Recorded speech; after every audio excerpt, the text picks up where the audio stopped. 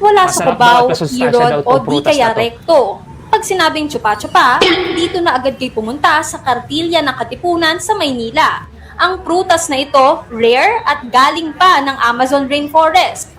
Pero sa isang bahagi ng Mindanao, naglipanan na raw ang mga tanim na chupa-chupa. Kaya naman tayong mga taga-Maynila, wala nang rason para hindi matikman ang prutas na chupa-chupa. Dito kasi sa Mindanao Fruits and Food Fest 2025, makakabili ka na sa halagang 200 pesos. Ang Masarap daw, prutas ah. na ito ay Masarap. rare talaga sa Asia kasi nagmula ito sa Amazon Rainforest.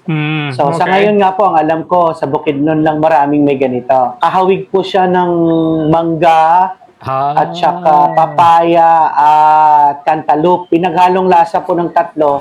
Mukhang mangga na papaya at melon, chupa-chupa ang tawag dyan. Mga kapatid, itong chupa-chupa, ma-brown-brown, bilugan at sakto sa palad at mabuhok. Pero iwas-iwasan daw na pisilin dahil baka mawala ang tamis kapag nalamugan. At mamaya titignan natin kung ano nga ba ang lasa nito.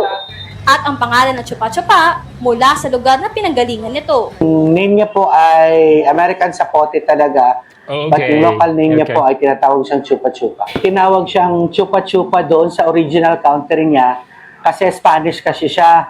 Tapos, kailangan mo kasi siyang sipsipin at yung tamis at saka yung juice. Para kasi makuha ang matamis na katas, kailangan din sipsipin itong chupa-chupa.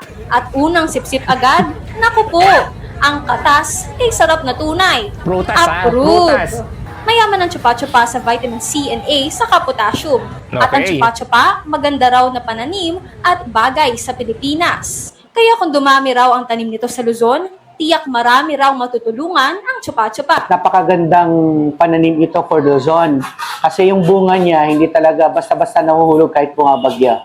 Kaya ini-introduce ko siya dito sa Luzon upang maging bahagi ng inyong tree planting at saka yung mga regreening ng Okay. pamahalaan. Pero ano naman kaya ang say ng mga pumakyaw ng chupa-chupa dito? Approve. Masarap! Masarap. Mga kapatid, huwag matakot sumubok at kumain ng medyo hindi tayo pamilyar. Gaya nitong chupa-chupa na hanip sa sarap at babalik-balikan talaga. So, hanapin natin yan. Titikman natin yan, yung chupa-chupa na yan, okay? Hindi ko masabi na diretso yung... Pero masarap daw, okay? Hanapin natin, okay? Tatry natin. Peace and one love. Shoutout pala dyan sa mga idol ko na nanonood palagi sa akin. Si Andrew Vete, si Jonil Victorio De Leon, what's up?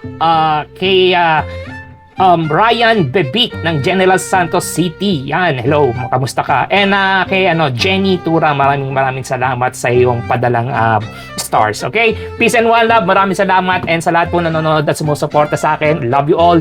Peace.